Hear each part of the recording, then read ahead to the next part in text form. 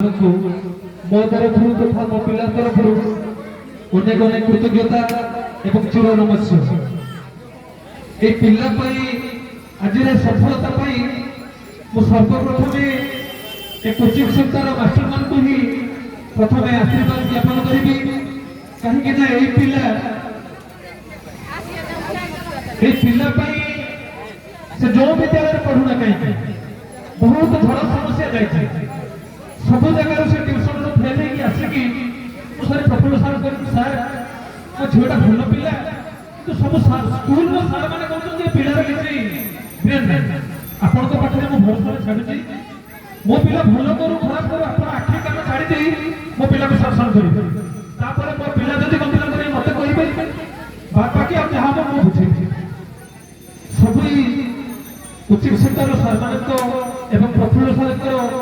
अत्यंत परिश्रम आज सफलता ए मोर किसी कह